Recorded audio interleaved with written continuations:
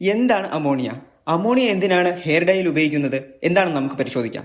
Ammonia എന്നത് പ്രകൃതിയിൽ ജൈവ ഡീകമ്പോസിഷനിലൂടെയും അല്ലാതെ വ്യാവസായികമായി ഹൈഡ്രജൻ, നൈട്രജൻ എന്നിവ കൂട്ടിച്ചേർത്തും ഉൽപ്പാദിപ്പിക്കുന്ന ഒന്നാണ്.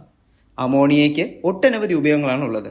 അമോണിയ പ്ലാസ്റ്റിക് നിർമ്മാണത്തിൽ, അതുപോലെ മരുന്നുകൾ നിർമ്മിക്കുന്നതിൽ, പിന്നെ വസ്ത്രങ്ങൾക്ക് നിറം കൊടുക്കുന്നതിലും നമ്മൾ ഉപയോഗിക്കുന്ന ഒന്നാണ്. അമോണിയ ഹെയർ ഡൈയിലും ഒരു പ്രധാന ഇൻഗ്രീഡിയന്റ് ആണ്. അത് ഹെയർ ഡൈയുടെ pH കൂട്ടുവാനും അതിലൂടെ മുടിയുടെ ക്യൂട്ടിക്കിൾ അഥവാ പുറം തൊലി നേർപ്പിക്കാനും കൂടുതൽ കാലം നിലനിൽക്കുന്ന രീതിയിൽ നിറം പിടിപ്പിക്കാനും നമ്മൾ ഉപയോഗിക്കുന്നു.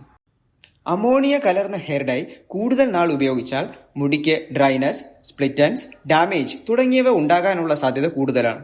പോരാത്തതിന് ചിലരിൽ അത് സ്കിൻ ഇറിറ്റേഷനും അലർജിയും ക്രിയേറ്റ് ചെയ്യുന്നു. അതിനാൽ അമോണിയ ഫ്രീ ആയിട്ടുള്ള ഹെയർ ഡൈ ആണ് ഇപ്പോൾ പ്രചാരത്തിൽ ഉള്ളത്. എന്നിരുന്നാലും ചില ഹെയർ ഡൈയിൽ അമോണിയയുടെ ഡയറക്റ്റ് ഡെറിവേറ്റീവ് ആയിട്ടുള്ള അമോണിയം ഹൈഡ്രോക്സൈഡ് ഉപയോഗിക്കുന്നുണ്ട്.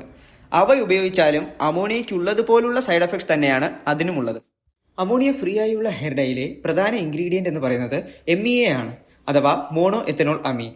അമോണിയയെക്കാട്ടിലും മൈൽഡ് ആയിട്ടുള്ള ഒരു ഇൻഗ്രീഡിയന്റ് ആണ് MEA.